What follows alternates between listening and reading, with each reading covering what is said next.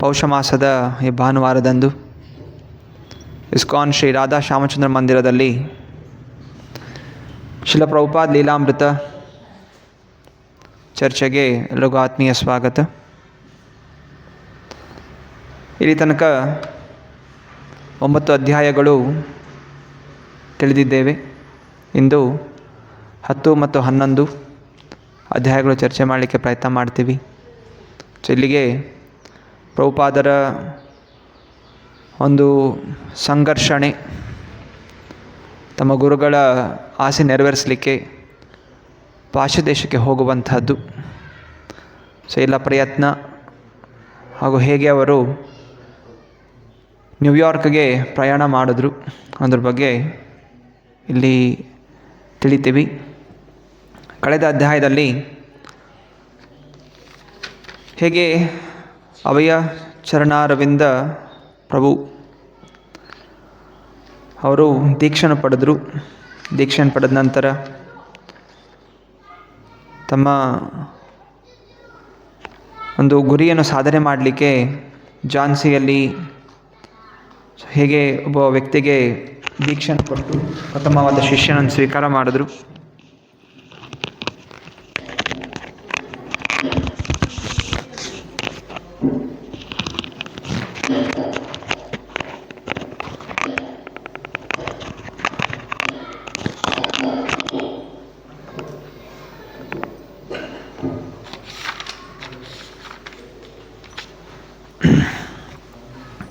ಈ ವಿಷಯಗಳು ಚರ್ಚೆ ಆಗಿತ್ತು.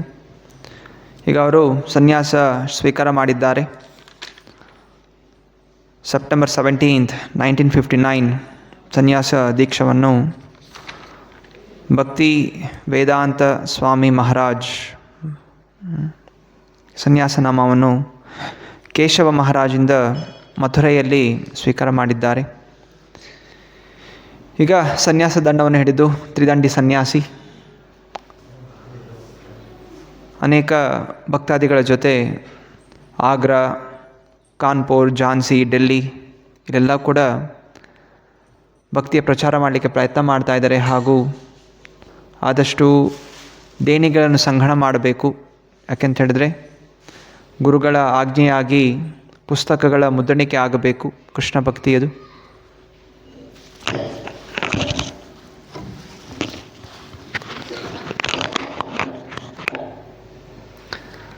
ಆಂಗ್ಲ ಭಾಷೆಯಲ್ಲಿ ಪ್ರಚಾರ ಮಾಡಬೇಕು ಅನ್ನುವಂತಹ ಆಜ್ಞೆ ಇತ್ತು ಗುರುಗಳಿಂದ.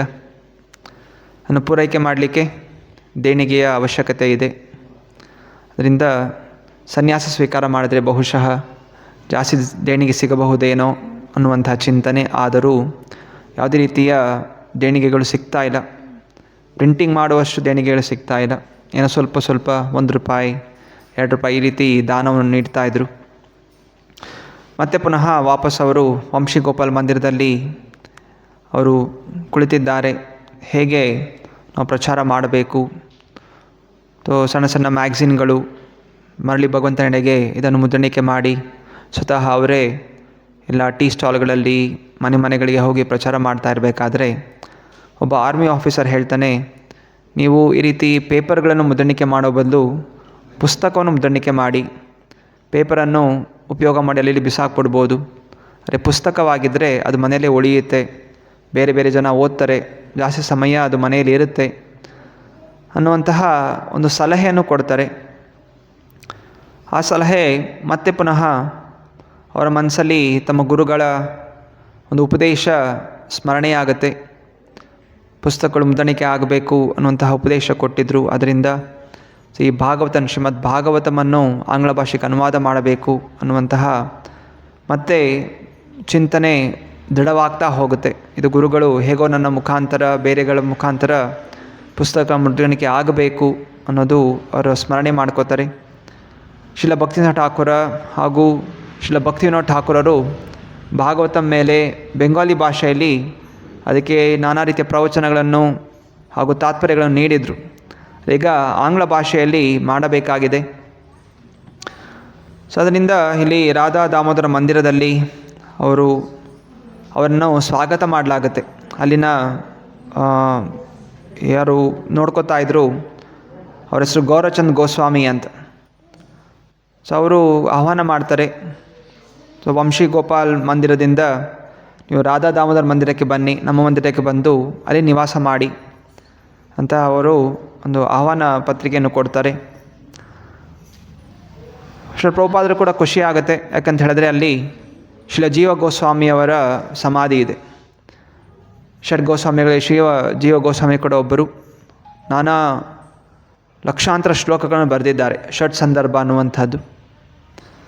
ಸೊ ಅಲ್ಲಿ ಅವರು ಪ್ರತ್ಯೇಕವಾಗಿ ಹೇಗೆ ಭಗವಂತ ಕೃಷ್ಣನೇ ಜಗತ್ತಿಗೆ ಒಡೆಯ, ಮೂಲ ಕಾರಣಕರ್ತ ಹಾಗೂ ಭಕ್ತಿಗೆ ಎಲ್ಲದಕ್ಕಿಂತ ಶ್ರೇಷ್ಠವಾದಂಥದ್ದು, ಶ್ರೀಮದ್ ಭಾಗವತಂ ಎಲ್ಲ ಗ್ರಂಥಗಳಿಗೆ ಶ್ರೇಷ್ಠವಾದಂಥದ್ದು ಅಂತ ನಿರೂಪಣೆ ಮಾಡಲಿಕ್ಕೆ ಅನೇಕ ಶ್ಲೋಕಗಳ ಮೂಲಕ ಪುರಾಣಗಳಿಂದ ವೇದಗಳಿಂದ ಆಧಾರವನ್ನು ಕೊಟ್ಟು ಅವರು ಗ್ರಂಥಗಳನ್ನು ಬರೆದಿದ್ದಾರೆ.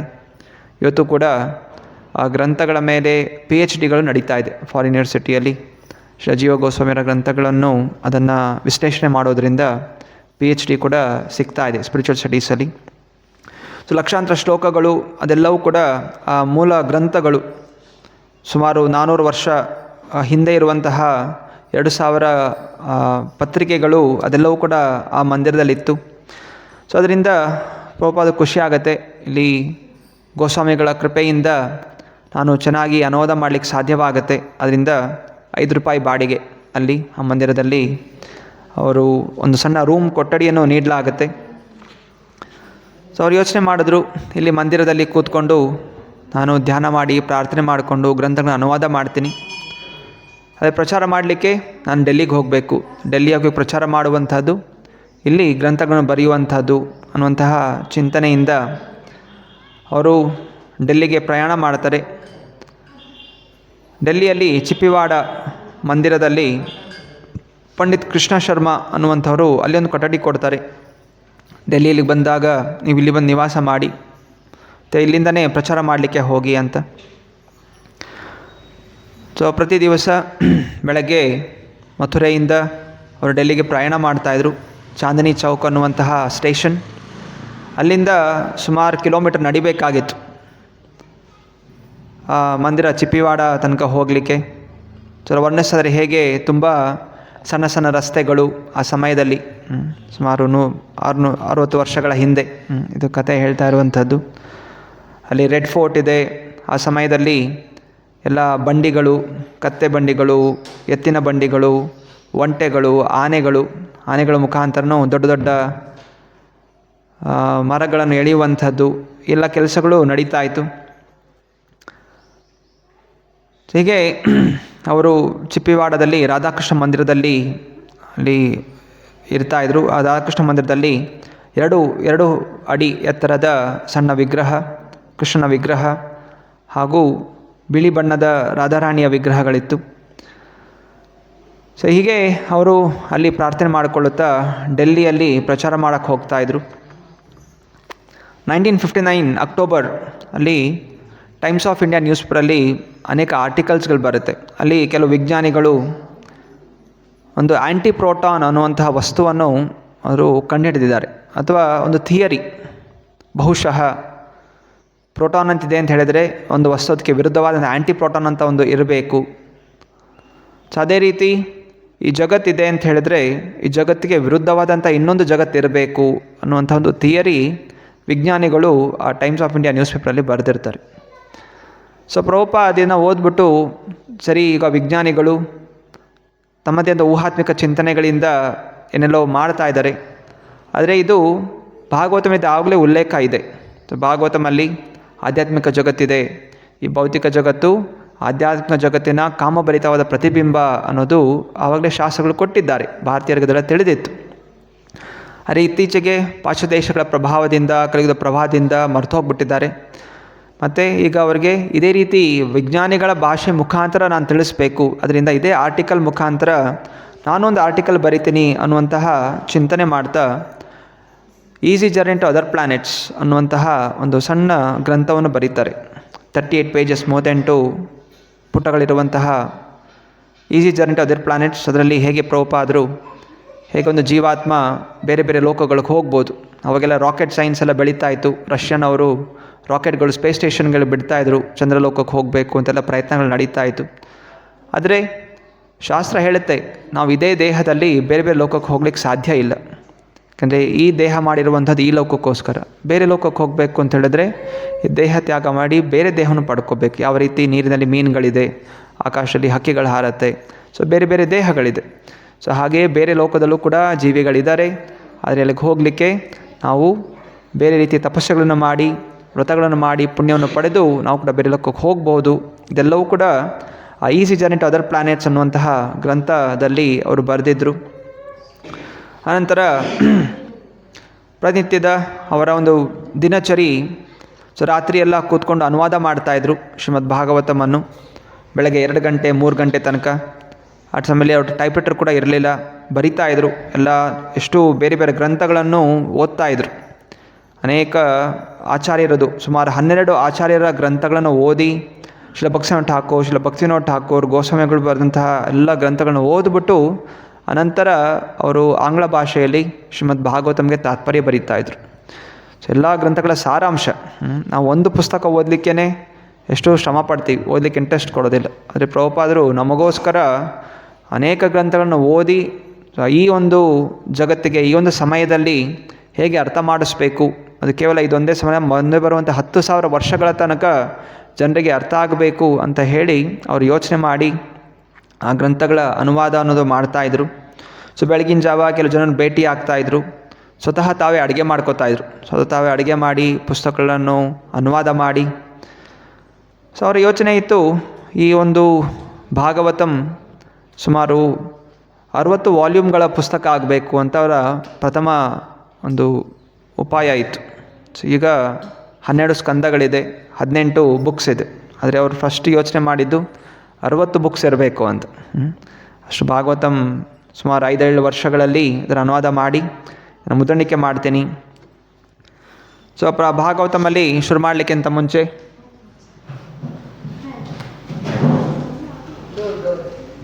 ಸೊ ಭಾಗವತಮಲ್ಲಿ ಚೈತನ್ಯ ಮಹಾಪ್ರಭುಗಳ ಸಂಕ್ಷಿಪ್ತವಾದ ಜೀವನ ಚರಿತ್ರೆಯನ್ನು ಬರೆದಿರ್ತಾರೆ. ಸೊ ಯಾವ ರೀತಿ ಚೈತನ್ಯ ಮಹಾಪ್ರಭು ಸ್ವಯಂ ಕೃಷ್ಣನ ಅವತಾರ ಹಾಗೂ ಈ ಕಲಿಯುಗದ ಒಂದು ಪ್ರವಚನ ಕೇಳಿ ಇಲ್ಲ ಜಪ ಮಾಡಿ, ಜಪ ಪ್ರವಚನ ಎರಡೂ ಕೂಡ ಆಗೋದಿಲ್ಲ. ಕನ್ನಡ ಬರುತ್ತಲ್ಲ? ಹಾಂ, ಅದು ಒಂದು ಕೇಳಿಸ್ಕೋಬೋದು. ಸೊ ಒಂದು ಕೇಳಿಸ್ಕೊಡಿ.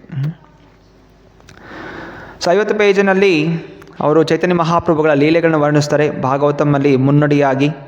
ಅನಂತರ ಚೈತನ್ಯ ಮಹಾಪ್ರಭು ಹೇಗೆ ಸಂಕೀರ್ತನ ಆಂದೋಲನ ಶುರು ಮಾಡಿದ್ರು, ಅದರಿಂದ ಈ ಒಂದು ಆಂದೋಲನ ಇಸ್ಕಾನ್ ಈ ಕೃಷ್ಣ ಭಕ್ತಿ ಅನ್ನುವಂಥದ್ದು ಆ ಕಲಿಯುಗದಲ್ಲಿ ಹರೇ ಕೃಷ್ಣ ಮಹಾಮಂತ್ರ ಜಪಿಸುವಂತಹದ್ದು, ಇದು ಅಧಿಕೃತವಾದಂತಹ ಒಂದು ಮಾರ್ಗ. ಇದನ್ನು ಅವಲಂಬಿಸಿದ್ರೆ ನಿಜವಾಗಿಯೂ ನಾವು ಸಕಲ ಕಷ್ಟಗಳಿಂದ ಮುಕ್ತರಾಗಬಹುದು ಅನ್ನುವಂತಹ ಸಂದೇಶನಲ್ಲಿ ತಿಳಿಸ್ಕೊಡ್ತಾರೆ.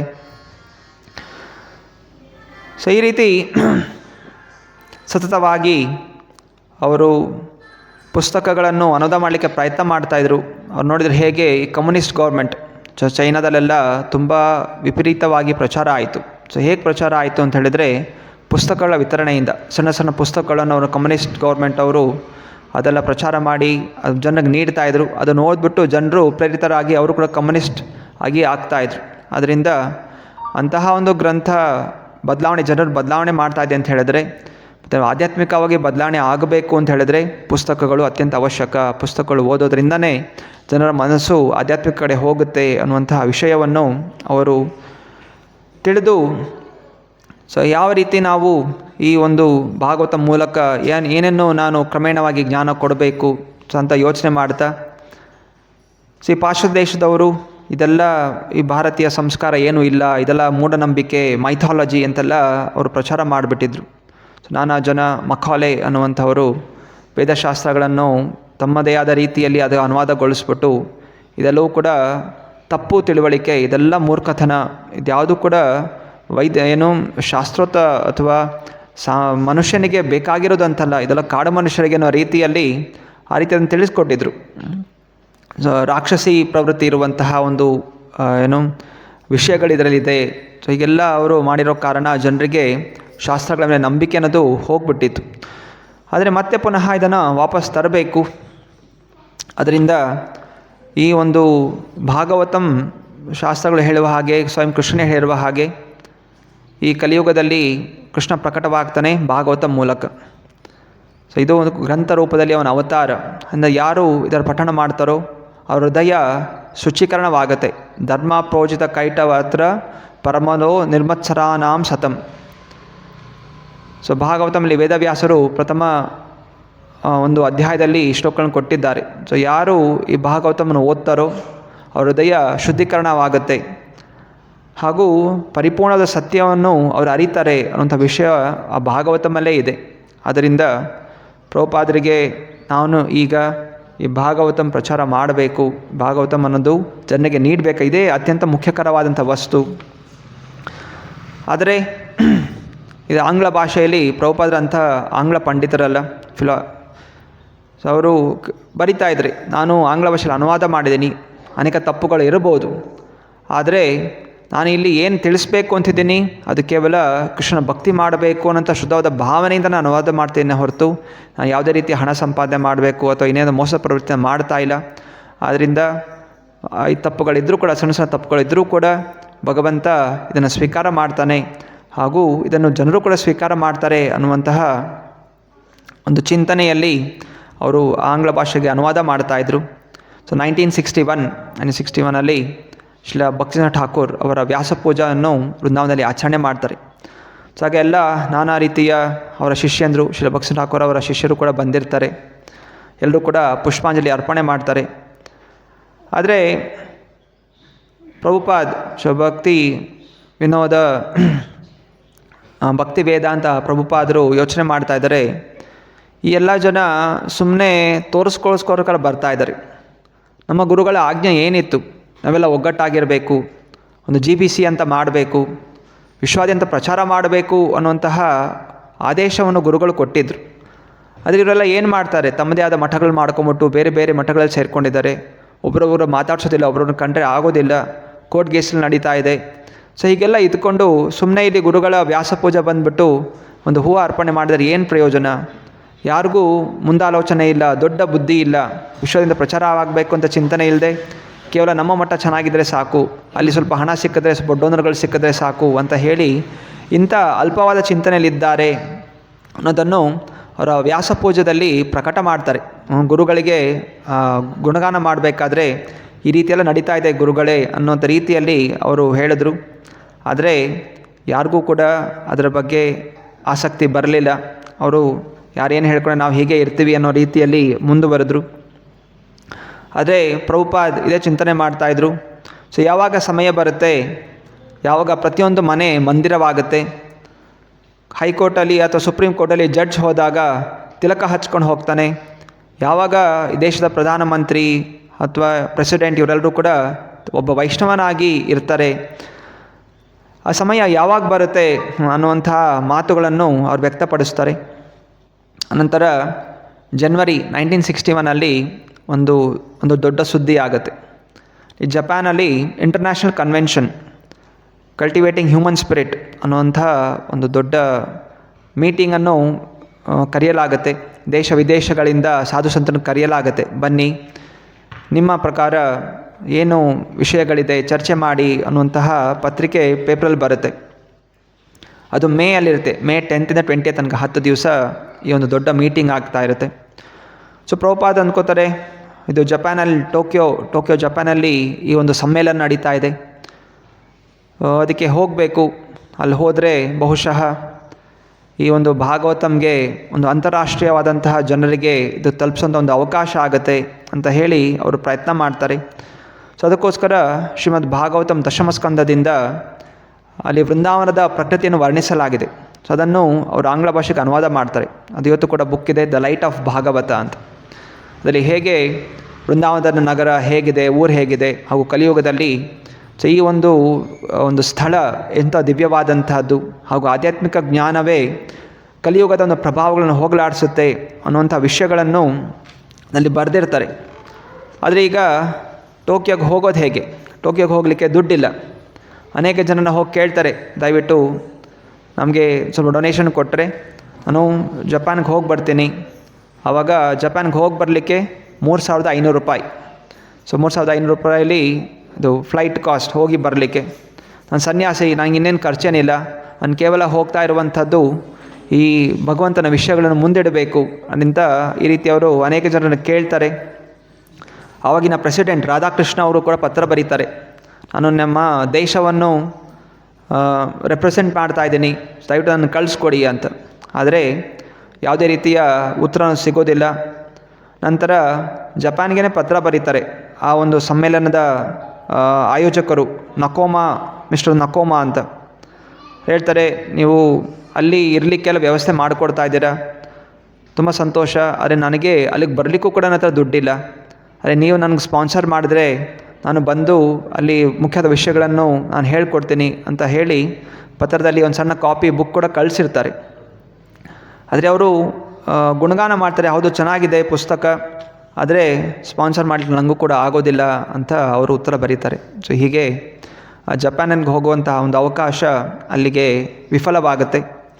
ನಂತರ ಜುಲೈ 1962 ಅಲ್ಲಿ ಅವರು ಈ ರಾಧಾ ದಾಮೋದರ ಮಂದಿರಕ್ಕೆ ಪ್ರವೇಶ ಮಾಡಿದ್ದಾರೆ. ಸೊ ಅಲ್ಲಿ ತನಕ ಅವರು ವಂಶಿಗೋಪಾಲ್ ಮಂದಿರದಲ್ಲೇ ಇದ್ದರು.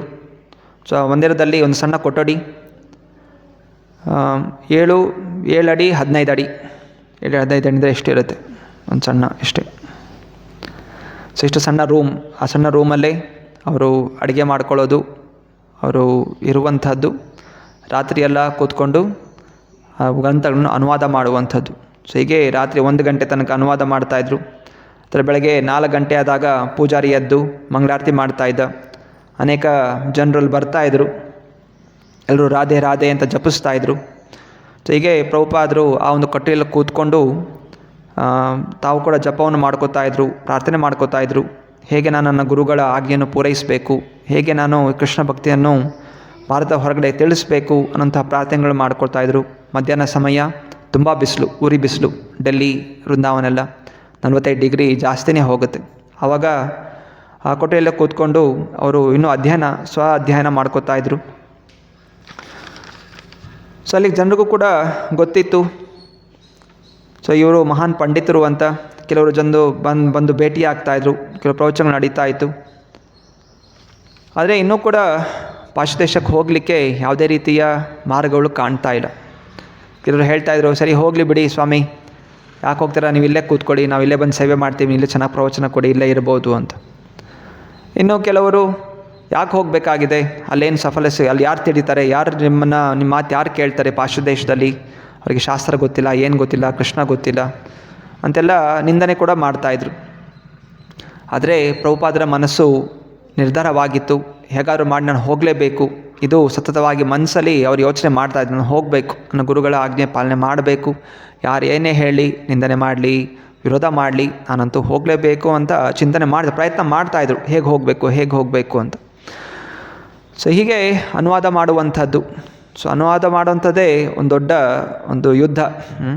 ಯುದ್ಧ ಅಂತ ಹೇಳಿದ್ರೆ ಖಡ್ಗ ಇಟ್ಕೊಂಡು ಕಣ್ಣಿಟ್ಕೊಂಡು ಯುದ್ಧ ಮಾಡೋದು ಯುದ್ಧ ಅಂತಲ್ಲ. ಈಗ ಶಾಸ್ತ್ರ ಅನುವಾದ ಮಾಡುವಂಥದ್ದು, ರಾತ್ರಿ ಎಲ್ಲ ಕುಂತು ಅವರು ಓದ್ತಾ ಇದ್ದಾರೆ, ಅನುವಾದ ಮಾಡ್ತಾ ಇದ್ದಾರೆ, ಪ್ರಾರ್ಥನೆ ಮಾಡ್ಕೋತಾ ಇದ್ದಾರೆ. ಆದರೆ ಇನ್ನೂ ಕೂಡ ಈಗ ವಿತರಣೆ ಆಗಬೇಕಾಗಿದೆ. ವಿತರಣೆ ಆಗಿದ್ದು ಇನ್ನೊಂದು ದೊಡ್ಡ ಯುದ್ಧ. ಹೆಂಗೆ ವಿತರಣೆ ಮಾಡಬೇಕು, ಹೆಂಗೆ ಜನಕ್ಕೆ ತಲುಪಿಸ್ಬೇಕು. ಸುಮ್ಮನೆ ಫ್ರೀ ಆಗಂತೂ ಕೊಡಲಿಕ್ಕಾಗಲ್ಲ, ಪ್ರಿಂಟಿಂಗ್ ಕಾಸ್ಟ್ ಇರುತ್ತೆ. ಸೊ ಅದಕ್ಕೆ ದುಡ್ಡು ಸಂಗಣ, ಜನ ದುಡ್ಡು ಕೊಡಬೇಕು ತೊಗೊಳ್ಳೋಕ್ಕೆ. ಸೊ ಇದೆಲ್ಲ ಯೋಚನೆ ಮಾಡ್ತಾಯಿದ್ದಾರೆ, ಹೇಗೆ ಮಾಡಬೇಕು ಅಂತ. ಸೊ ಹೀಗೆ ಅವರು ಯೋಚನೆ ಮಾಡ್ತಾ ಹೇಗಾದ್ರು ಮಾಡಿ ಈಗ ಶ್ರೀಮದ್ ಭಾಗವತಂದು ಪ್ರಥಮ ಸ್ಕಂದ ಅನುವಾದ ಮಾಡಬೇಕು, ಇದರ ಪ್ರಿಂಟಿಂಗ್ ಆಗಬೇಕು. ಅನುವಾದ ಆಗಿದೆ, ಪ್ರಿಂಟಿಂಗ್ ಮಾಡಬೇಕು. ಸೊ ಅದನ್ನು 3 ವಾಲ್ಯೂಮಲ್ಲಿ ಪ್ರಿಂಟಿಂಗ್ ಮಾಡಬೇಕು ಅಂತ ಯೋಚನೆ ಮಾಡ್ತಾರೆ. ಇವತ್ತಿನ ದಿವಸ ಅದು ಒಂದೇ ವಾಲ್ಯೂಮ್ ಇದೆ, ದೊಡ್ಡ ಬುಕ್ ಇದೆ. ಅದೆಲ್ಲ ಭಾಗವತಂ ತೊಗೊಂಡಿದ್ರೆ ದೊಡ್ಡ ಬುಕ್ ಇದೆ ಭಾಗವತಂ. ಆದರೆ ಆ ಸಮಯದಲ್ಲಿ 3 ವಾಲ್ಯೂಮಲ್ಲಿ ಪ್ರಭುಪಾದ ಪ್ರಿಂಟಿಂಗ್ ಮಾಡಿದರು. ಸೊ ಈಗ ಮೊದಲು ಒಂದು ವಾಲ್ಯೂಮ್ ಪ್ರಿಂಟ್ ಮಾಡ್ತೀನಿ, ಅದು ಪ್ರಿಂಟ್ ಮಾಡಿ ಮಾರಾಟ ಮಾಡಿ ಅದರಿಂದ ದುಡ್ಡು ಬಂದ ಮೇಲೆ ಏನಾದರೂ ಲಾಭ ಸಿಕ್ಕಿದ್ರೆ ಮತ್ತು ಅದರಿಂದ ಸೆಕೆಂಡ್ ವಾಲ್ಯೂಮ್ ಪ್ರಿಂಟ್ ಮಾಡ್ತೀನಿ, ಸೆಕೆಂಡ್ ವಾಲ್ಯೂಮ್ ಲಾಭದಿಂದ 3rd ವಾಲ್ಯೂಮ್ ಪ್ರಿಂಟ್ ಮಾಡ್ತೀನಿ. ಸೊ ಈ ರೀತಿ ಅವರು ಉಪಾಯ ಮಾಡ್ತಾಯಿದ್ರು.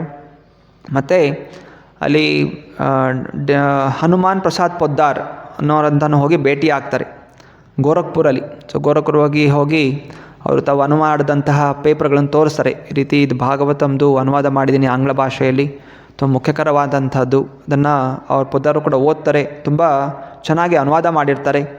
ಅದರಿಂದ ಅವರು ಅದನ್ನು ಪಬ್ಲಿಷ್ ಮಾಡಲಿಕ್ಕೆ, ಪ್ರಿಂಟಿಂಗ್ ಮಾಡಲಿಕ್ಕೆ ಅವರು ದಾನವನ್ನು ಕೊಡ್ತಾರೆ.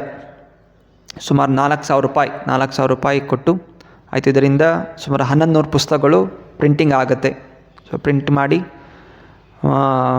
ಅನ್ನು ಕೊಟ್ಟಾಗ ಮತ್ತು ತುಂಬ ಖುಷಿಯಿಂದ ಅವರು ಈ August 8, 1962 ಅಲ್ಲಿ ಅದರದ್ದು ಪ್ರಿಂಟಿಂಗ್ ಅನ್ನೋದು ಮಾಡಲಿಕ್ಕೆ ಶುರು ಮಾಡ್ತಾರೆ.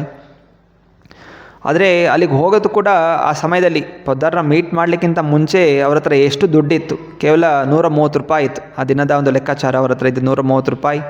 ಅವರು ಮಥುರಾಯಿಂದ ಲಕ್ನೋ ಹೋಗಲಿಕ್ಕೆ 57 ರೂಪಾಯಿ, ಮತ್ತು ಅಲ್ಲಿಂದ ಗೋರಖ್ಪುರ್ ಹೋಗಲಿಕ್ಕೆ 6 ರೂಪಾಯಿ, ಮತ್ತು ಅಲ್ಲಿಂದ ಆಟೋ ತೊಗೊಂಡು ಅವ್ರ ಮನೆಗೆ ಹೋಗಲಿಕ್ಕೆ 8 ಪೈಸೆ.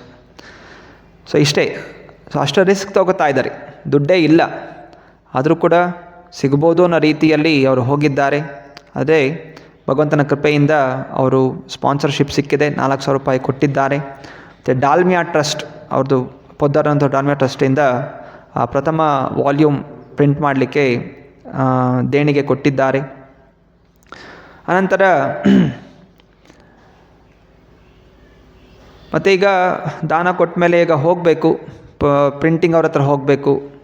ಪ್ರಿಂಟ್ ಮಾಡೋವನು ಬರೀ ಪ್ರಿಂಟ್ ಮಾಡ್ತಾನೆ ಅಷ್ಟೇ, ಅವರು ಪೇಪರ್ ಕೊಡೋದಿಲ್ಲ. ಪೇಪರ್ ತೊಗೊಳ್ಳೋಕ್ಕೆ ಇನ್ನೊಬ್ಬರ ಹತ್ರ ಹೋಗಬೇಕು.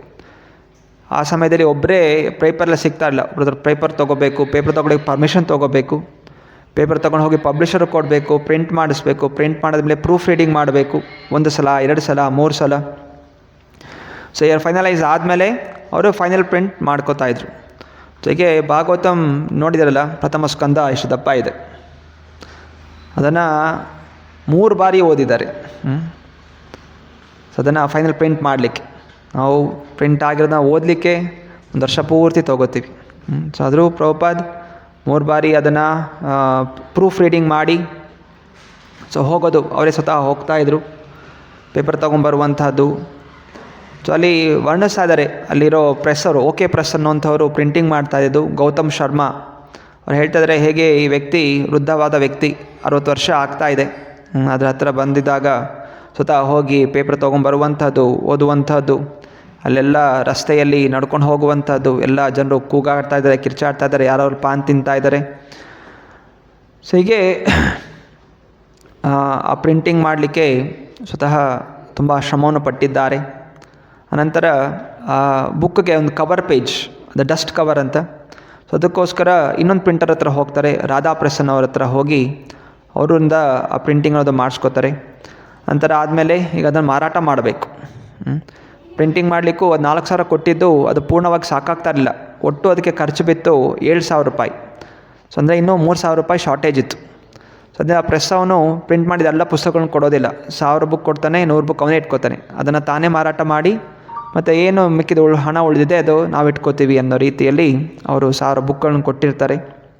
ನಂತರ ಸೊ ಪ್ರಭುಪಾದರು ಆ ಮೊದಲ ವಾಲ್ಯೂಮ್ ಆವಾಗ 130 ರೂಪಾಯಿಗೆ ಅದನ್ನು ಮಾರಾಟ ಮಾಡ್ತಾರೆ. ಸ್ವತಃ ಹೋಗಿ ಮನೆಗಳಿಗೆ, ಆಫೀಸ್ಗಳಿಗೆ ಹೋಗಿ, ಮತ್ತು ದೊಡ್ಡ ದೊಡ್ಡ ವ್ಯಕ್ತಿಗಳಿಗೆ, ಸೊ ಪೊಲಿಟಿಕ್ಸಲ್ಲಿ ರಾಜಕೀಯ ವ್ಯಕ್ತಿಗಳು ಹೋಗಿ ಕೊಟ್ಟಿದ್ದಾರೆ. ಡಾಕ್ಟರ್ ರಾಧಾಕೃಷ್ಣನ್ ಪ್ರೆಸಿಡೆಂಟ್ ಅವ್ರನ್ನ ಹೋಗಿ ಭೇಟಿಯಾಗಿದ್ದಾರೆ, ಅವರು ಕೂಡ ಒಂದು ಪುಸ್ತಕ ಕೊಟ್ಟಿದ್ದಾರೆ. ದೊಡ್ಡ ದೊಡ್ಡ ಯೂನಿವರ್ಸಿಟಿಗೆ ಹೋಗಿ ಕೊಟ್ಟಿದ್ದಾರೆ, ಶಾಲೆಗಳಿಗೆ ಹೋಗಿ ಕೊಟ್ಟಿದ್ದಾರೆ. ಸೊ ಕೆಲವು ಸ್ಕೂಲ್ಗಳು ಆ ಯೂನಿವರ್ಸಿಟಿಯವರು, ಮಿನಿಸ್ಟ್ರಿ ಆಫ್ ಎಜುಕೇಷನ್ ಅದನ್ನು ನೋಡಿ ತುಂಬ ಖುಷಿಪಟ್ಟರು. ಅವರು 50 ಬುಕ್ಗಳಿಗೆ ಆರ್ಡರ್ ಮಾಡ್ತಾರೆ ಕೊಡಿ ಅಂತ. ಸೊ ಹೀಗೆ ಆ ಒಂದು ಪ್ರಿಂಟಿಂಗ್ ಆದಮೇಲೆ ಅನೇಕ ಆರ್ಡರ್ಗಳು ಬಂತು. ಆದರೆ ಅದರಿಂದ ಏನು ಪ್ರಾಫಿಟ್ ಸಿಕ್ಕಿದೆ, ಅದರಿಂದ ತಿರ್ಗಾ ಸೆಕೆಂಡ್ ವಾಲ್ಯೂಮ್ ಪ್ರಿಂಟ್ ಮಾಡಲಿಕ್ಕೆ ಅದು ಸಾಕಾಗ್ತಾ ಇರಲಿಲ್ಲ, ಇನ್ನೂ ಹಣ ಕಡಿಮೆ ಬೀಳ್ತಾಯಿತ್ತು. ಅದಕ್ಕೋಸ್ಕರ ಮತ್ತೆ ಪುನಃ ಯಾರ ಹತ್ರ ಹೋಗಿ ದಾನ ಕೇಳುವಂತಹ ಒಂದು ಪರಿಸ್ಥಿತಿ ಬಂತು. ತಿರ್ಗಾ ಅದಕ್ಕೋಸ್ಕರ ಓಡಾಡ್ತಾರೆ.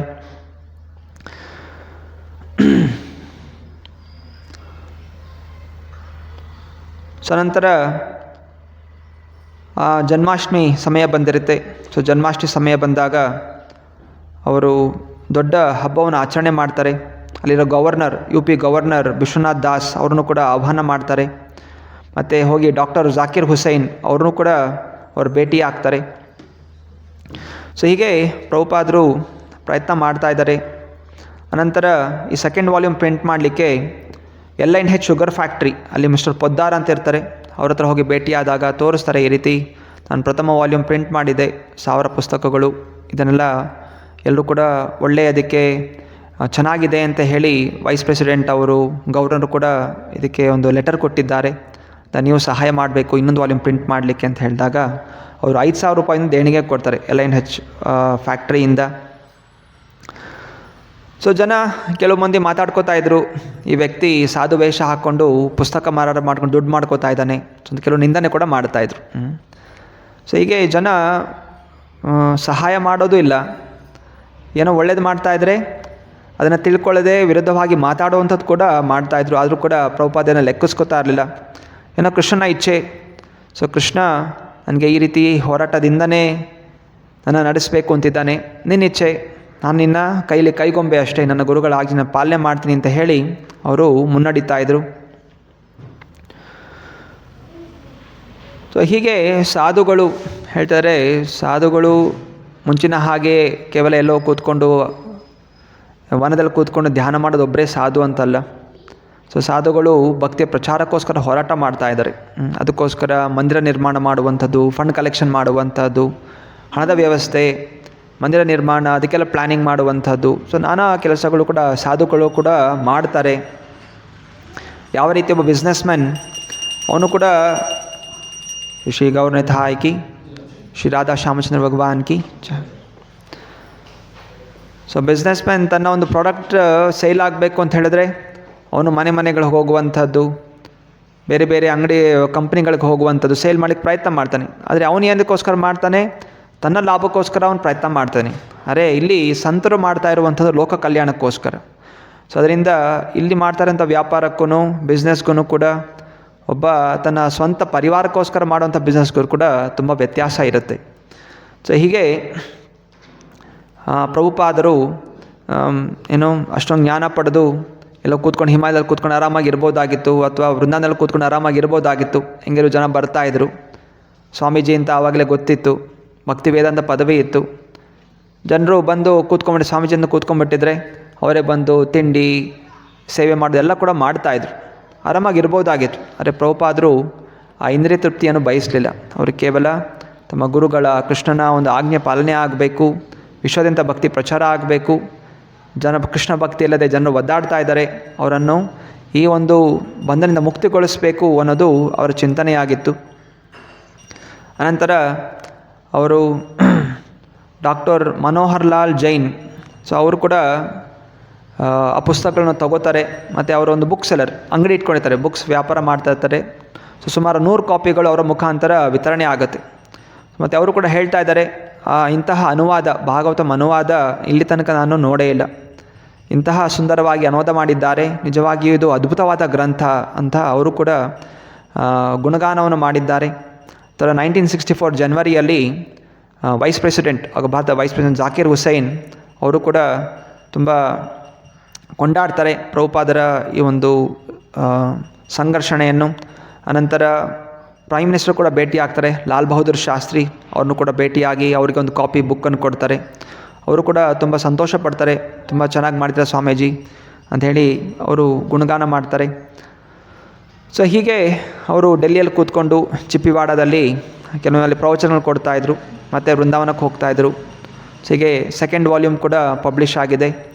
ಅನಂತರ ಮತ್ತೆ ಪುನಃ ಈಗ ವಾಲ್ಯೂಮ್ 3 3rd ವಾಲ್ಯೂಮ್ ಕೂಡ ಪ್ರಿಂಟ್ ಆಗಬೇಕು, ಅದಕ್ಕೋಸ್ಕರ ಅನುವಾದ ಮಾಡಬೇಕು ಅಂತ ಮತ್ತೆ ಪುನಃ ವೃಂದಾವನಕ್ಕೆ ಹೋಗಿದ್ದಾರೆ. ಅಲ್ಲಿ ರಾಧಾ ದಾಮೋದರ ಮಂದಿರಲ್ಲಿ ಕುಂತು ಈ 3rd ವಾಲ್ಯೂಮ್ ಪ್ರಿಂಟ್ ಮಾಡಬೇಕಾದ್ರೆ ಮುಖ್ಯವಾಗಿ ಅಲ್ಲಿ 4 ನಿಯಮಗಳ ಪಾಲನೆ ಹಾಗೂ ಬ್ರಾಹ್ಮಣನ ಗುಣಗಳು ಇದೆಲ್ಲವೂ ಕೂಡ ಇದರ ಬಗ್ಗೆ ವಿಶ್ಲೇಷಣೆಯಾಗಿ ಬರೀತಾರೆ ತಾತ್ಪರ್ಯಗಳಲ್ಲಿ. ಆದರೆ ಈಗ 3ನೇ ವಾಲ್ಯೂಮ್ ಪ್ರಿಂಟ್ ಮಾಡಲಿಕ್ಕೂ ದುಡ್ಡಿಲ್ಲ. 1st ವಾಲ್ಯೂಮ್ ಪ್ರಿಂಟ್ ಆಯಿತು, 2nd ವಾಲ್ಯೂಮ್ ಪ್ರಿಂಟ್ ಆಯಿತು, ಆದರೆ ಅದರಿಂದ ಸಿಕ್ಕಂಥ ಲಾಭ ತಿರ್ಗಾ 3rd ವಾಲ್ಯೂಮ್ ಪ್ರಿಂಟ್ ಮಾಡಲಿಕ್ಕೆ ಆಗ್ತಾಯಿಲ್ಲ. ಮತ್ತು ಅವರು ಎಲ್ಲಿಂದ ದೇಣಿಗೆ ಸಂಗ್ರಹ ಮಾಡೋದು ಅಂತ ಹೇಳಿ ಅವರು ಬಾಂಬೆಗೆ ಹೋಗ್ತಾರೆ. ಸೊ ಬಾಂಬೆಗೆ ಹೋಗ್ಬಿಟ್ಟು ಅಲ್ಲಿ ಅನೇಕ ಜನರನ್ನು ಭೇಟಿ ಆಗ್ತಾರೆ, ದೊಡ್ಡ ದೊಡ್ಡ ವ್ಯಕ್ತಿಗಳನ್ನ ಭೇಟಿ ಆಗ್ತಾರೆ. ಸೊ ಯಾರೊಬ್ಬರು ಹೇಳ್ತಾರೆ, ಇಲ್ಲಿ ಒಂದು ಕಂಪನಿ ಇದೆ, ಸಿಂಧ್ಯಾ ಸ್ಟೀಮ್ಶಿಪ್ ಕಂಪನಿ ಅಂತ. ಅಲ್ಲಿನ ಮಾಲೀಕರು ಸುಮತಿ ಮೊರಾರ್ಜಿ ಅವರು ತುಂಬ ದಾನವನ್ನು ಕೊಡ್ತಾರೆ, ಅವರು ಕೂಡ ಧಾರ್ಮಿಕರಾಗಿದ್ದಾರೆ, ಬಹುಶಃ ಅವ್ರನ್ನ ಹೋಗಿ ಭೇಟಿ ಆದರೆ ನಿಮಗೆ ಒಳ್ಳೆ ದಾನ ಸಿಗುತ್ತೆ ಅಂತ. ಮತ್ತು ಅವ್ರು ಹೋಗಿ ಭೇಟಿ ಆಗ್ಲಿಕ್ಕೆ ಪ್ರಯತ್ನ ಮಾಡ್ತಾರೆ. ಆದರೆ ಅವ್ರ ಕೆಳಗಡೆ ಇರೋಂಥ ಆಫೀಸರ್ಗಳು ಅವರು ಬಿಡೋದಿಲ್ಲ, ಇಲ್ಲ ಅವ್ರು ತುಂಬ ಬ್ಯುಸಿ ಇದ್ದಾರೆ ಅಂತ ಕಳಿಸ್ಬಿಡ್ತಾಯಿದ್ರು. ಸುಮಾರು ದಿವಸ ಪ್ರಯತ್ನ ಮಾಡ್ತಾರೆ, ಬಿಡೋದೇ ಇಲ್ಲ. ಮತ್ತು ಅವ್ರಿಗೆ ತುಂಬ ಬೇಜಾರಾಗ್ಬಿಡುತ್ತೆ. ಅವ್ರು ಹೇಳ್ತಾರೆ, ನಾನು ಇವತ್ತು ಭೇಟಿ ಆಗೇ ಹೋಗ್ತೀನಿ ಅಂತ ಹೇಳಿ ಆ ಕಂಪ್ನಿ ಮುಂದೆನೇ ಕೂತ್ಕೊಂಡ್ಬಿಡ್ತಾರೆ. ಸುಮಾರು 5 ತಾಸು ಆ ಮೆಟ್ಲುಗಳ ಮುಂದೆ ಕೂತ್ಕೊಂಡಿರ್ತಾರೆ. ಯಾವಾಗ ಆ ಓನರ್ ಬರ್ತಾರೆ ಆವಾಗ ನಾನು ಭೇಟಿ ಆಗ್ತೀನಿ ಅಂತ.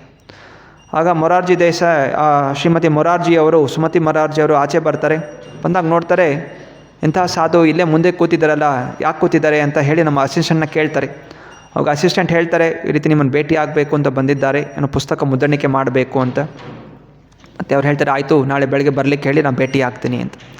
ಮತ್ತು ಹೋಗಿ ಭೇಟಿ ಆದಾಗ ಈ ರೀತಿ ಪ್ರಭುಪಾದರು ಎಲ್ಲ ಪುಸ್ತಕಗಳು ವಾಲ್ಯೂಮ್ 1 ವಾಲ್ಯೂಮ್ 2 ತೋರಿಸ್ತಾರೆ. ಹಾಗೂ ಲಾಲ್ ಬಹದ್ದೂರ್ ಶಾಸ್ತ್ರಿಗೆ ಕೊಟ್ಟಾಗ ಒಂದು ಫೋಟೋ ಕೂಡ ತೊಗೊಂಡಿದ್ರು. ಆ ಫೋಟೋ ಕೂಡ ತೋರಿಸೋ ರೀತಿ ಪ್ರೈಮ್ ಮಿನಿಸ್ಟರ್ ಕೂಡ ಭೇಟಿ ಆಗಿದ್ದೀನಿ, ಅವರು ಕೂಡ ಇದರ ಗ್ರಂಥಗಳ ಬಗ್ಗೆ ಕೊಂಡಾಡಿದ್ದಾರೆ. ಈಗ 3rd ವಾಲ್ಯೂಮ್ ಪ್ರಿಂಟ್ ಮಾಡಬೇಕು, ದಯವಿಟ್ಟು ನೀವು ಸಹಾಯ ಮಾಡಬೇಕು ಅಂತ. ಆಯಿತು ಅಂತ ಹೇಳಿ ಅವರು ಸುಮತಿ ಮೊರಾರ್ಜಿ ಅವರು ಕೆಲವು ಡೊನೇಷನ್ ಕೊಡ್ತಾರೆ. ಇನ್ನೂ ಕೆಲವು ಜನರನ್ನು ಭೇಟಿ ಆಗ್ತಾರೆ, ದೊಡ್ಡ ದೊಡ್ಡ ವ್ಯಕ್ತಿಗಳನ್ನು ಭೇಟಿಯಾಗಿ ಈಗ ಒಂದು ಒಳ್ಳೆಯ ಡೊನೇಷನ್ ಸಿಕ್ಕಿದೆ. ಸೊ ಈಗ ಪ್ರಭುಪಾದ ಯೋಚನೆ ಮಾಡ್ತಾ ಇದ್ದಾರೆ, ಈಗ 3 ವಾಲ್ಯೂಮ್ ಆದರೆ ಒಂದು ಭಾಗವತಂ ಪ್ರಥಮ ಸ್ಕಂದ ಪೂರ್ಣವಾಗಿ ಅನುವಾದ ಆಗಿದೆ, ನಾನು ಇದನ್ನು ತಗೊಂಡೆ ನಾನು ಅಮೆರಿಕಾಗೆ ಹೋಗಬೇಕು. ಹೀಗೆ ಅವ್ರ ಚಿಂತನೆ, ಅವ್ರು ಏನು ಚಿಂತನೆ ಮಾಡಿದ್ರೂ ಕೂಡ ಅವ್ರ ಮನಸ್ಸಲ್ಲಿ ನಾನು ಅಮೆರಿಕಾಗೆ ಯಾವಾಗ ಹೋಗ್ತೀನಿ ಅನ್ನುವಂತಹ ಉಪಾಯನೇ ತಲೆಯಲ್ಲಿ ನಡೀತಾ ಇತ್ತು. ಸೊ ಈಗ 69 ವರ್ಷ ಆಗಿದೆ, 69 ವರ್ಷ ಕೃಷ್ಣ ಜನ್ಮಾಷ್ಟಮಿ. ಸೊ ಅವ್ರು ನೆನೆಸ್ಕೊತಾ ಇದ್ದಾರೆ, ನನ್ನ ಗುರುಗಳು ನಾನು ಭೇಟಿಯಾಗಿ 49 ವರ್ಷ ಆಯಿತು. ಪ್ರಥಮವಾಗಿ ಭೇಟಿಯಾದಾಗ ನನ್ನ ಸ್ನೇಹಿತರ ಜೊತೆ ನಾನು ಹೋಗಿದ್ದೆ ಅಲ್ಲಿ ಕಲ್ಕಟ್ಟಾದಲ್ಲಿ.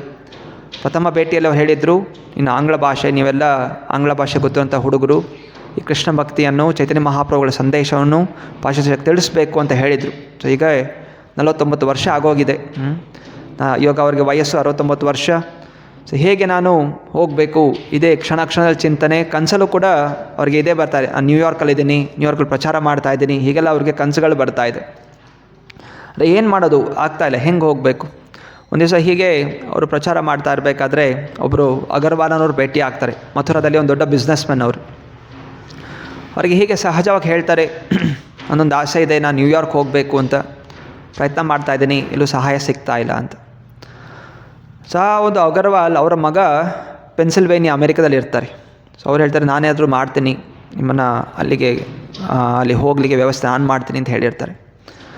ಆಯಿತು ಅಂತ ಹೇಳಿ ಅವ್ರ ಮಗನಿಗೆ ತಿಳಿಸ್ತಾರೆ. ಅವ್ರ ಮಗ ಅಲ್ಲಿ ಪೆನ್ಸಿಲ್ವೇನಿಯಾ USA ಅಲ್ಲಿ ಅವರು ಅಲ್ಲಿ ಆಫೀಸರ್ಗಳನ್ನ ಭೇಟಿ ಆಗಿಬಿಟ್ಟು, ಆಯಿತು ನಿಮಗೆ ಪರ್ಮಿಷನ್ ಇದೆ, ಅಮೆರಿಕಲ್ಲಿ ಬಂದು ಇರಲಿಕ್ಕೆ ಪರ್ಮಿಷನ್ ಇದೆ ಅನ್ನುವಂಥದ್ದು ಅವರಿಗೆ ಸಿಗುತ್ತೆ, ನಾನೇ ನೋಡ್ಕೋತೀನಿ, ನಾನೇ ಅವ್ರ ಖರ್ಚು, ಊಟ ತಿಂಡಿ ಖರ್ಚು, ಮನೆಯೆಲ್ಲ ನಾನು ನೋಡ್ಕೋತೀನಿ ಅಂತ ಹೇಳಿ ಅಲ್ಲಿನ ಫಾರಿನಲ್ಲಿ ಅಮೆರಿಕಾಗೆ ಹೇಳಿರ್ತಾರೆ.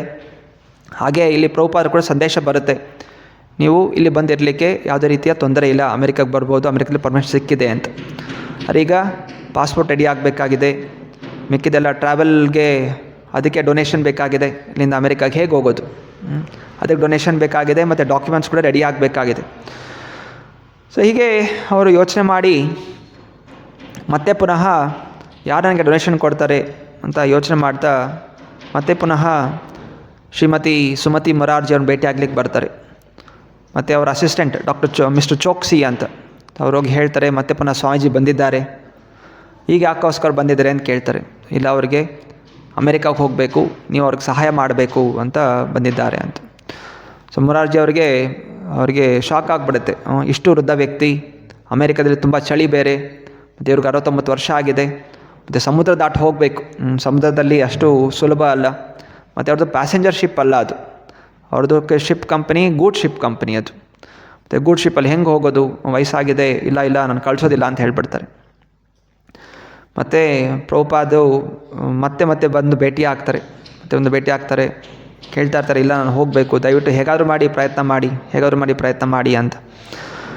ಮತ್ತು ಒಂದು ದಿವಸ ಭೇಟಿ ಆಗ್ತಾರೆ. ಮೊರಾರ್ಜಿ ಅವ್ರು ಹೇಳ್ತಾರೆ, ಅಲ್ಲ ಸ್ವಾಮೀಜಿ, ನೀವು ಇಷ್ಟು ವೃದ್ಧರಾಗಿದ್ದೀರಾ, ಚಳಿ ಬೇರೆ ಇದೆ, ಮತ್ತೇನಾದರೂ ಆಗ್ಬಿಟ್ರೆ ಏನು, ನೀವು ಹೋಗಿ ಬರಲಿಲ್ಲ ಅಂತ ಹೇಳಿದ್ರೆ ಏನಾಗುತ್ತೆ, ಅದ್ರ ಇಲ್ಲೇ ಇರಿ, ಅಮೆರಿಕಾಗೆ ಹೋಗಿ ಪ್ರಚಾರ ಮಾಡಬೇಕು ಅಂತೇನಿದೆ, ಇಲ್ಲೇ ಕೂಡ ಪ್ರಚಾರ ಮಾಡ್ಬೋದಲ್ಲ ಅಂತ.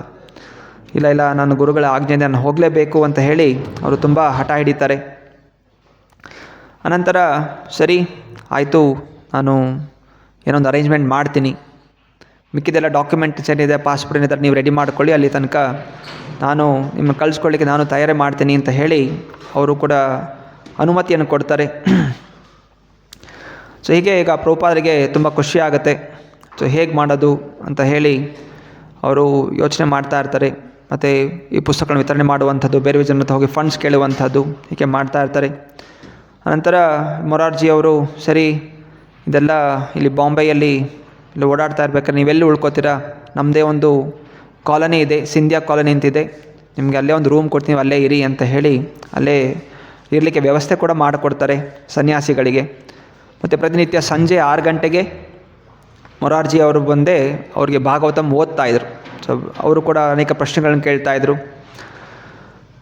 ಸೊ ಹೀಗೆ ಅಲ್ಲಿರೋ ಜನ, ಎಲ್ಲ ಕಾಲೋನಿಯಲ್ಲಿರೋ ಜನ ಎಲ್ಲ ಕೂಡ ಬಂದು ನೋಡ್ತಾಯಿದ್ರು, ಎಂತಹ ಸ್ವಾಮೀಜಿಯವರು ಇಷ್ಟು ವಯಸ್ಸಲ್ಲಿ ಅಮೆರಿಕ ಹೋಗ್ತಾ ಇದ್ದಾರಲ್ಲ, ಇಷ್ಟು ವೃದ್ಧರಾಗಿದ್ದಾರೆ. ಮತ್ತು ಅವರ ಪ್ರವಚನಕ್ಕೆ ಬಂದು ಕೂರ್ತಾಯಿದ್ರು, ಸಾಯಂಕಾಲ ಬಂದು ಪ್ರವಚನ ಹೇಳುವಂಥದ್ದು. ಅನೇಕರು ಚಿಂತನೆ ಮಾಡಬೇಡಿ, ಹೇಗೋ ಭಗವಂತ ನಿಮಗೆ ಕಳಿಸ್ಕೊಡ್ತಾನೆ. ಸೊ ಅನೇಕರು ಹಣ್ಣುಗಳನ್ನು ತಂದು ಕೊಡ್ತಾಯಿದ್ರು, ಅಕ್ಕಿ ತಂದು ಕೊಡ್ತಾಯಿದ್ರು, ಹಣ್ಣುಗಳನ್ನು ತಂದು ಕೊಡ್ತಾಯಿದ್ರು. ಸೊ ನಂತರ ಇವರು ಮೊರಾರ್ಜಿ ಅವರು ಹೇಳ್ತಾರೆ, ಆಯಿತು ಸ್ವಾಮೀಜಿ, ಸೊ ಈ ದಿವಸ ಆಗಸ್ಟ್ 13th ದಿವಸ ಜಲದೂತ ಅನ್ನುವಂತಹ ಶಿಪ್ ಹೋಗ್ತಾ ಇದೆ, ಅದರಲ್ಲಿ ನಿಮಗೆ ಒಂದು ಸೀಟ್ ನಾನು ಬುಕ್ ಮಾಡಿದ್ದೀನಿ, ನೀವು ಅದರಲ್ಲಿ ಹೋಗಿ ಬರ್ಬೋದು ಅಂತ. ಸೊ ನಂತರ ಪ್ರಭುಪಾದರು ತುಂಬ ಖುಷಿಯಿಂದ ಸೊ ಹೋಗ್ತಾರೆ, ಕಲ್ಕತ್ತಾಗೆ ಹೋಗ್ತಾರೆ. ಸೊ ಕಲ್ಕತ್ತಾದಲ್ಲಿ ಶ್ರೀಲ ಭಕ್ತಿಸಿಂಹ ಠಾಕೂರ್ ಅವರು ಸಮಾಧಿನ ಭೇಟಿ ಆಗ್ತಾರೆ, ಮಾಯಾಪುರದಲ್ಲಿ ಹೋಗಿ ಅಲ್ಲಿ ಪ್ರಾರ್ಥನೆ ಮಾಡಿಕೊಂಡು. ಸೊ ಅವ್ರ ಹತ್ರ ಸಾಮಾನು ತೊಗೊಂಡು ಹೋಗಲಿಕ್ಕೆ ಕೆಲವೊಂದು ಸೂಟ್ ಕೇಸ್, ಅವರ ಬಟ್ಟೆ, ಅಡುಗೆ ಮಾಡಲಿಕ್ಕೆ ಒಂದು ಪಾತ್ರೆ, ಮತ್ತು ತಿನ್ನಲಿಕ್ಕೆ ಕೆಲವು ಆಹಾರಗಳು, ಒಂದು ಸೂಟ್ ಕೇಸ್, ಒಂದು ಛತ್ರಿ, ಇದೆರಡೇ ಸಾಮಾನುಗಳು, ಮತ್ತು ಶ್ರೀಮದ್ ಭಾಗವತಂ ಅನುಮಾಡಿದಂತಹ ಅನೇಕ ಗ್ರಂಥಗಳು. ಸೊ ಇದು ಈ ಲಗೇಜ್ ತಗೊಂಡು ಅವರು ಶಿಪ್ಪನ್ನು ಏರ್ಲಿಕ್ಕೆ ಹೋಗ್ತಾರೆ. ಅವ್ರನ್ನ ಬಿಡಲಿಕ್ಕೆ ಅಂತ ಒಬ್ಬರು ಮಿಸ್ಟರ್ ಭಟ್ಟಾಚಾರ್ಯ, ಸೊ ಭಟ್ಟಾಚಾರ್ಯ ಅವರು ಬರ್ತಾರೆ, ಅವ್ರನ್ನ ಆಟೋಲಿ ತಗೊಂಡು ಹೋಗಿ ಬಿಡ್ತಾರೆ. ಸೊ ಪ್ರಭುಪಾದರು ಪ್ರಥಮವಾಗಿ ಈ ಒಂದು ಕೃಷ್ಣ ಸಂದೇಶವನ್ನು ಪಾಶ್ಚಿದೇಶಕ್ಕೆ ಕಳಿಸ್ಲಿಕ್ಕೆ ಹೋಗ್ತಾ ಇದ್ದಾರೆ. ಆದರೆ ಇಲ್ಲಿ ಪಾಶ್ಚಿದೇಶಕ್ಕೆ ಹೋದಾಗ ಯಾರೂ ಕೂಡ ಇಲ್ಲ ಭೇಟಿ ಆಗಲಿಕ್ಕೆ, ಅವ್ರನ್ನ ಕಳಿಸ್ಕೊಡ್ಲಿಕ್ಕೆ ಒಬ್ಬನೇ ಒಬ್ಬ ವ್ಯಕ್ತಿ ಮಾತ್ರ. ಪರಿವಾರ ಇಲ್ಲ, ಯಾರೂ ಸ್ನೇಹಿತರಿಲ್ಲ, ಯಾರೂ ಕೂಡ ಬಂದಿಲ್ಲ, ಅವರ ಗುರುಭಾಯಿಗಳು ಯಾರೂ ಕೂಡ ಬಂದಿಲ್ಲ. ಆಯಿತು ಅಂತ ಹೇಳಿ ಇವರೊಬ್ಬರೇ ಈಗ ಗೂಡ್ ಶಿಪ್ಪನ್ನು ಏರಿದ್ದಾರೆ. ಸೊ ಮುಂದೆ ಇಲ್ಲಿಗೆ ಈ ಪ್ರಥಮ ಒಂದು ಭಾಗ ಶ್ರೀಲ ಪ್ರಭುಪಾದ ಲೀಲಾಮೃತ ಪ್ರಥಮ ಭಾಗ ಪೂರ್ಣ ಆಗುತ್ತೆ. ಇಲ್ಲಿ ಪ್ರಭುಪಾದರ ಬಾಲ್ಯ ಜೀವನವನ್ನು ಚರ್ಚೆ ಮಾಡಿದ್ವಿ, ಅನಂತರ ಗುರುಗಳ ಭೇಟಿಯಾಗಿರುವಂಥದ್ದು, ಅನಂತರ ಅವರ ಗೃಹಸ್ಥ ಜೀವನ, ಅನಂತರ ದೀಕ್ಷಾ ತೊಗೊಂಡಿರುವಂಥದ್ದು, ದೀಕ್ಷೆ ಪಡೆದ ಮೇಲೆ ಅವರು ಪ್ರಚಾರ ಮಾಡಲಿಕ್ಕೆ ಪ್ರಯತ್ನ ಮಾಡ್ತಾ ಇರುವಂಥದ್ದು, ಅವರ ಫಾರ್ಮಸ್ಯೂಟಿಕಲ್ ಕಂಪನಿ ಹೇಗೆ ಲಾಸ್ ಆಯಿತು, ಅನಂತರ ಅವರು ಝಾನ್ಸಿ ಲೀಗ್ ಆಫ್ ಡಿವೋಟೀಸ್ ಅನ್ನುವಂಥದ್ದು ಸ್ಥಾಪನೆ ಮಾಡಲಿಕ್ಕೆ ಪ್ರಯತ್ನ ಮಾಡಿ ಅದು ಕೂಡ ವಿಫಲ ಆಗಿರುವಂಥದ್ದು, ಅನಂತರ ಸನ್ಯಾಸ ಸ್ವೀಕಾರ ಮಾಡಿ, ಅನಂತರ ಶ್ರೀಮದ್ ಭಾಗವತಂ ಪ್ರಥಮ ಸ್ಕಂದ 3 ವಾಲ್ಯೂಮ್ಗಳಲ್ಲಿ ಪ್ರಿಂಟ್ ಮಾಡಿರುವಂಥದ್ದು, ಅದಕ್ಕೋಸ್ಕರ ಎಷ್ಟು ಶ್ರಮ ಪಟ್ಟಿರುವಂಥದ್ದು. ಅನಂತರ ಈ ಮೊರಾರ್ಜಿ, ಶ್ರೀಮತಿ ಮೊರಾರ್ಜಿ ಅವರಿಂದ ದೇಣಿಗೆಯನ್ನು ಪಡೆದು ಈಗ ಜಲದೂತ ಅನ್ನುವಂತಹ ಒಂದು ಹಡಗನ್ನು ಅವರು ಏರಿದ್ದಾರೆ. ಸೊ ಮುಂದಿನ ಒಂದು ವಾಲ್ಯೂಮ್ಗಳಲ್ಲಿ ಹೇಗೆ ಪ್ರಭುಪಾದ ಪಾಶ್ಚಿದೇಶಕ್ಕೆ ಹೋದಾಗ ಅಲ್ಲಿ ಹೇಗೆ ಅವರು ನಿವಾಸ ಮಾಡಿದ್ರು, ಹೇಗೆ ಇಸ್ಕಾನ್ ಸ್ಥಾಪನೆ ಆಯಿತು, ಇದೆಲ್ಲವೂ ಕೂಡ ಚರ್ಚೆ ಮಾಡಲಿಕ್ಕೆ ನಾವು ಪ್ರಯತ್ನ ಮಾಡೋಣ. ಸಲ ತಿಳಿಯುವಂಥದ್ದು, ಸೊ ಈ ಒಂದು ಜೀವನ ಚರಿತ್ರೆ ಓದಿದಾಗ ನಾವು ತಿಳಿಬೇಕಾಗಿರುವಂಥದ್ದು, ಈ ಒಂದು ಇಸ್ಕಾನ್ ಸಂಸ್ಥೆ, ಪ್ರಭುಪಾದರ ಮುಂದೆ ಇಸ್ಕಾನ್ ಅಂತ ಇದನ್ನು ಸ್ಥಾಪನೆ ಮಾಡ್ತಾರೆ. ಅನೇಕರು ಇವತ್ತಿನ ದಿವಸ ಯೂಟ್ಯೂಬಲ್ಲಿ ನಾನಾ ವೀಡಿಯೋಗಳು ಬರ್ತಾಯಿದೆ, ಇಸ್ಕಾನ್ ಸಂಸ್ಥೆ ಅನ್ನುವಂಥದ್ದು ಒಂದು ಮೋಸ ಮಾಡುವಂತಹ ಸಂಸ್ಥೆ, ಶಾಸ್ತ್ರಗಳಿಗೆ ವಿರುದ್ಧವಾದಂಥದ್ದು, ಅಥವಾ ಇದು ಪಾಶ್ಚಾತ್ಯ ದೇಶದ ಸಂಸ್ಥೆ ಅಂತೆಲ್ಲ ಅನೇಕರು ವೀಡಿಯೋಗಳು ಮಾಡಿ ಕಳಿಸ್ತಾ ಇದ್ದಾರೆ. ಇಲ್ಲ ದುಡ್ಡು ಸಂಗ್ರಹ ಮಾಡಿ ಪಾಶ್ಚಾತ್ಯ ದೇಶಕ್ಕೆ ಕಳಿಸ್ತಾರೆ, ಅಮೆರಿಕ ಕಳಿಸ್ತಾರೆ. ಯಾವುದೇ ರೀತಿಯ ಶಾಸ್ತ್ರ ಆಧಾರ ಇಲ್ಲ, ಇಂಥೆಲ್ಲ ನಾನಾ ವೀಡಿಯೋಗಳು ಮಾಡ್ತಾಯಿದ್ದಾರೆ. ನಿಜವಾಗಿಯೂ ಅಂತಹ ಒಂದು ಉದ್ದೇಶದಿಂದ ಈ ಸಂಸ್ಥೆ ಅನ್ನೋದು ಸ್ಥಾಪನೆಯೇ ಆಗಿಲ್ಲ. ಒಬ್ಬ ವ್ಯಕ್ತಿಯ ಜೀವನ ಚರಿತ್ರೆ ನೋಡ್ತೇವೆ, ಪ್ರಭುಪಾದ ಹೇಗೆ ನಮ್ಮ ಗುರುಗಳ ಆಜ್ಞೆಯಿಂದ ಹಾಗೂ ಒಂದು ಗುರು ಪರಂಪರೆಯ ಒಂದು ಕೃಪೆಯಿಂದ ಅವರು ಪಾಶ್ಚಾತ್ಯ ದೇಶಕ್ಕೆ ಹೋಗಿರುವಂಥದ್ದು. ಸಕಲ ಲೋಕಕ್ಕೆ ಕಲ್ಯಾಣ ಆಗಬೇಕು, ಕೇವಲ ಈ ಜಾತಿ ಬ್ರಾಹ್ಮಣರಲ್ಲೇ ಇದೆಲ್ಲ ಉಳ್ಕೋಬಾರ್ದು, ಭಕ್ತಿ ಅನ್ನುವಂಥದ್ದು. ಕೃಷ್ಣ ಎಲ್ರಿಗೂ ಭಗವಂತ, ಕೇವಲ ಒಂದು ಜಾತಿಗೆ ಮಾತ್ರ ಅವನು ಭಗವಂತ ಅಲ್ಲ. ಆದರೆ ಆ ಜಾತಿಯವರು ಅದನ್ನು ಗುಪ್ತವಾಗಿ ಇಟ್ಕೊಂಡ್ಬಿಟ್ಟಿದ್ರು, ನಾವು ಮಾತ್ರ ಇದಕ್ಕೆ ಅರ್ಹರು, ಬೇರೆಯವರಿಗೆ ಅರ್ಹರು ಇಲ್ಲ ಅಂತ ಹೇಳಿ ಅದನ್ನು ಇಟ್ಕೊಂಡ್ಬಿಟ್ಟಿದ್ರು. ಅಥವಾ ಕೆಲವು ಜನ ಆ ಒಂದು ನಿಯಮಗಳನ್ನು ಉಲ್ಲಂಘನೆ ಮಾಡ್ತಾ ಅನೇಕರಿಗೆ ಭಕ್ತರು ವೈಷ್ಣವರು ಅಂತ ಹೇಳಿದರೆ ನಿಂದನಾಸ್ಪದ ಭಾವನೆ ಬಂದುಬಿಟ್ಟಿತ್ತು. ಕೃಷ್ಣ ಭಕ್ತರು ಅಂತ ಹೇಳಿದರೆ ಇವರೆಲ್ಲರೂ ಕೂಡ ಮೋಸಗಾರರು ಅನ್ನುವಂತಹ ಭಾವನೆಗಳು ಬಂದುಬಿಟ್ಟಿತ್ತು. ಭಕ್ತಿ ಇಲ್ಲ, ಕೇವಲ ಕರ್ಮವೇ ಎಲ್ಲ, ಕರ್ಮಯೋಗಿ ಆಗಬೇಕು ಅಥವಾ ಅಷ್ಟಾಂಗ ಯೋಗ್ಯದಲ್ಲಿ ಆಸಕ್ತಿಗಳನ್ನು ಬೆಳೆಸ್ಕೊಂಡ್ಬಿಟ್ಟಿದ್ರು. ಅದು ಇನ್ನು ಕೆಲವರು ಬ್ರಹ್ಮಜ್ಯೋತಿ ನಿರಾಕಾರ ವ್ಯಕ್ತಿತ್ವದಲ್ಲಿ ಆಸಕ್ತಿನ ಬೆಳೆಸ್ಕೊಂಡ್ಬಿಟ್ಟಿದ್ರು. ಇದಕ್ಕೆಲ್ಲ ವಿರೋಧವಾಗಿ ನಿಂತು ಕೃಷ್ಣನ ಭಕ್ತಿ, ಕೃಷ್ಣ ಪೂರ್ಣ ಪುರುಷೋತ್ತಮ, ಅವನ ಒಂದು ಸೇವೆ ಮಾಡುವಂಥ, ಅವನ ಭಕ್ತಿ ಮಾಡುವಂಥದ್ದೇ ಶ್ರೇಷ್ಠವಾದಂತಹ ಒಂದು ಸಾಧನೆ ಅನ್ನೋದನ್ನು ಪ್ರಭುಪಾದರು ಸ್ಥಾಪನೆ ಮಾಡಿದ್ರು ಈ ಗ್ರಂಥಗಳ ಮೂಲಕ. ಹಾಗೂ ಇಷ್ಟೊಂದು ಶ್ರಮಪಟ್ಟು ಅವರು ಹೋಗಿರುವಂಥದ್ದು. ಸೊ ಇಷ್ಟೊಂದು ಶ್ರಮಪಟ್ಟು ಅವರು ಪ್ರಯತ್ನ ಮಾಡಿರುವಂಥದ್ದು ಜನರು ಒಳ್ಳೆಯದಾಗಲಿ ಅಂತ. ಯಾವುದೇ ರೀತಿಯ ಸ್ವಾರ್ಥತೆ ಇಲ್ಲ. 60 ವರ್ಷದಲ್ಲಿ ಅವ್ರು ಹೋಗ್ತಾ ಇದ್ದಾರೆ. ಆಯಸ್ಸು ಕೂಡ 77 ವರ್ಷ ತನಕ ಇದ್ದರು ಅವರು. ಸೊ ಅಲ್ಲಿ ಏನು ಸ್ವಾರ್ಥತೆ ಇತ್ತು? ಇಸ್ಕಾನ್ ಸಂಸ್ಥೆ ಮಾಡಿ ಅಲ್ಲಿ ಏನು ಲಾಭ ಪಡ್ಕೊಂಡು ತಾವು ಇಂದ್ರಿಯ ತೃಪ್ತಿಪಡಿಸಬೇಕು ಅಂತ ಏನೂ ಕೂಡ ಅಲ್ಲಿ ಸ್ವಾರ್ಥತೆ ಇಲ್ಲೇ ಇಲ್ಲ. ಎಲ್ಲವೂ ಕೂಡ ಲೋಕ ಕಲ್ಯಾಣಕ್ಕೋಸ್ಕರ ಮಾಡಿರುವಂಥದ್ದು. ಅದರಿಂದ ಯಾರಾದರೂ ನಮಗೆ ಈ ಥರ ನಿಂದನೆ ಮಾಡಿದ್ರೆ, ಸಂಸ್ಥೆಯ ಬಗ್ಗೆ ನಿಂದನೆ ಅಥವಾ ಗುರುಗಳ ಬಗ್ಗೆ ನಿಂದನೆ ಮಾಡಿದ್ರೆ ನಾವು ಧೈರ್ಯದಿಂದ ಅದನ್ನು ವಿರೋಧಿಸಬೇಕು. ಹಾಗೂ ನಮಗೆ ಮನಸ್ಸು ಇದರಲ್ಲಿ ದೃಢವಾಗಿ ನಿಲ್ಲಬೇಕು. ನಾವು ಈ ಸಂಸ್ಥೆಯಲ್ಲಿ ಇದ್ದೀವಿ ಅಂತ ಹೇಳಿದ್ರೆ ನಿಶ್ಚಯವಾಗಿ ಇದು ನಮಗೆ ಜೀವನದ ಪರಿಪೂರ್ಣತೆಯನ್ನು ಕೊಡುತ್ತೆ ಅನ್ನುವಂಥ ಭಾವನೆ ನಮಗಿರಬೇಕು. ಈ ದೃಢವಾದಂಥ ಭಾವನೆ ಇಲ್ಲ ಅಂತ ಹೇಳಿದ್ರೆ ನಾವು ಭಕ್ತಿಯಲ್ಲಿ ಮುಂದುವರಲಿಕ್ಕೆ ಸಾಧ್ಯವಾಗೋದಿಲ್ಲ. ಸೊ ಅದರಿಂದನೇ ನಾವು ಆ ಗುರುಗಳ ಜೀವನ ಚರಿತ್ರೆಯನ್ನು ಓದ್ತಾ ಇದ್ದೀವಿ. ಹೇಗೆ ಒಬ್ಬ ಮಹಾ ವ್ಯಕ್ತಿ, ಮಹಾಭಾಗವತ, ನಾವು ಭಾಗವತಮಲ್ಲಿ ಓದ್ತೀವಿ ಹೀಗೆ ತ್ಯಾಗಮಯ ಗುಣ ಇರಬೇಕು, ಸತ್ಯ ನುಡಿಬೇಕು, ಧಾರ್ಮಿಕವಾಗಿರಬೇಕು ಅಂತೆಲ್ಲ ಓದ್ತೀವಿ. ಅದೇ ನಾವು ಪಾಲನೆ ಮಾಡಲಿಕ್ಕೆ ಹೋಗೋದಿಲ್ಲ. ಅವ್ನು ಗೊತ್ತು ಇದೆಲ್ಲ ಯಾರು ಪಾಲನೆ ಮಾಡ್ತಾರೆ, ಇದೆಲ್ಲ ತುಂಬ ಕಷ್ಟಕರ ಅಂತ. ಆದರೆ ಇಲ್ಲಿ ಒಬ್ಬ ವ್ಯಕ್ತಿ ಇದ್ದಾನೆ, ಅದನ್ನ ಪಾಲನೆ ಮಾಡ್ತಾ ಇದ್ದಾನೆ, ಪಾಲನೆ ಮಾಡಿ ಯಶಸ್ವಿಯಾಗಿದ್ದಾನೆ. ಸೊ ಅದರಿಂದ ಇವರ ಜೀವನ ಚರಿತ್ರೆ ಓದೋದ್ರಿಂದ ನಮಗೂ ಕೂಡ ಸ್ಫೂರ್ತಿ ಸಿಗುತ್ತೆ. ಇದನ್ನು ದಿವಸ ನಾವು ನೋಡ್ತೀವಿ, ಎಲ್ಲ ಜನರು ಇಂದ್ರಿಯ ತೃಪ್ತಿಗೋಸ್ಕರ ಮೋಸ ಮಾಡಿನೋ, ವಂಚನೆ ಮಾಡಿನೋ, ಹೇಗಾದರೂ ಮಾಡಿ ನಾನು ಖುಷಿಯಾಗಿರಬೇಕು ಅನ್ನೋಂಥ ಪ್ರಯತ್ನ ಇವತ್ತಿನ ಜಗತ್ತಿನ ಒಂದು ಗುಣ. ದೇಶದ ನಾಯಕರು ಯಾರೂ ಕೂಡ ಆಸಕ್ತಿ ಇಲ್ಲ.